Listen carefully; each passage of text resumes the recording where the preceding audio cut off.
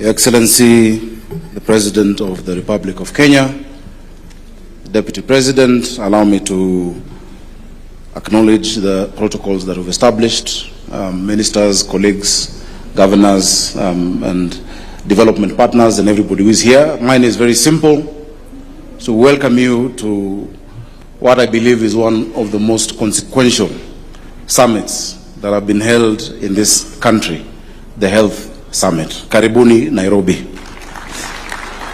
Your Excellency, we have seen a true transformation in the health sector, and I can say it with authority as a governor, in many aspects. Over the next 2 days, we'll have opportunities to go into the details of this transformation from our primary care networks, where we have, CHPs. In Nairobi, we have 7,820, covering 780,000 households, to the provision of essential services, Your Excellency, reduction of maternal mortality.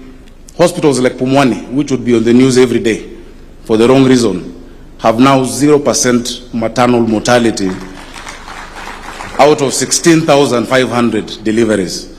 Your Excellency, we've seen hospitals like Ruto doing 100 deliveries in a month now. New maternity services in Kayole 2, in Mathare North, across the city. The story of the health transformation is something to talk about. We have facilities that would get 100,000 shillings in 2 years. In a year, getting 4 million shillings a month, allowing them to invest in healthcare and to invest in serving our people. Your Excellency, allow me to conclude by saying, because we'll get into all these details, today it was really just to welcome us all. Our Constitution has been hailed as being one of the most progressive on the continent. It has mainly been hailed as being progressive because of the kind of rights. The first generation rights, Your Excellency, are civil liberties, where government is asked to step back to allow people to have the right to, do a number of things. But the second generation rights are what we call positive obligations. Positive obligations require government to actually do something. When people talk about constitutionalism in this country, constitutionalism is not just about maandamano or making noise. Constitutionalism is about fulfilling the Constitution. The right to health would not fulfill itself. It has to be designed. It has to be planned. It has to be thought out. There has to be legislation. The right to housing will not deliver itself. It has to be planned for. And Your Excellency, I can say, and I dare say, if there has been a leader who has fulfilled the Constitution of the Republic of Kenya, it is William Samoei Ruto, by these actions that you've taken. So people should not romanticize and preach on pulpits about Katiba. This is what Katiba is. Giving that right to every Kenyan, that health is no longer a privilege for the few. It is not a privilege for those who have money. That just because one person gets unwell, families have to sell their livestock, to sell their investments. What you're doing, Your Excellency, I believe this will be one of your most enduring legacies, the transformation of healthcare in our country. And I think our President deserves applause for what he's been able to do. Your Excellency, we are proud in Nairobi, in SHA.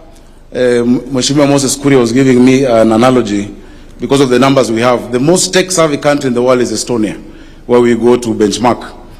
The people registered in Nairobi and SHA are 2 times the population of the whole of Estonia. More than 3 million people registered, and more than 1 million actively paying every month. And through the DHA dashboard, I can see who is self-employed, who is employed, and how they're doing. So we really thank you. And we want to really congratulate Mheshimiwa Duale. You have really led the way in healthcare. Your PSs, Oluga, who we are very proud of as Nairobi, and PS Mary Muthoni. Allow me to also salute the thousands of community health promoters across the country who are bringing healthcare to the people. Before, we used to tell the people to go to hospital. These days with the CHPs, the hospital is going to the people. And that has reduced greatly the cost of health service delivery in this country. I'm sure that investment can be quantified by our minister and by the team here. Your Excellency, allow me at this juncture to invite the chairman of the Council of Governors to also come make his remarks and introduce the governors, the many governors who are here.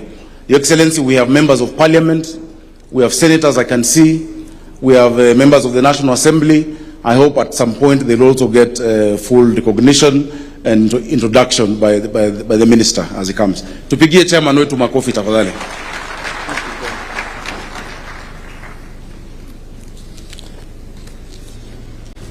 Your Excellency, Dr. William Samoei Ruto,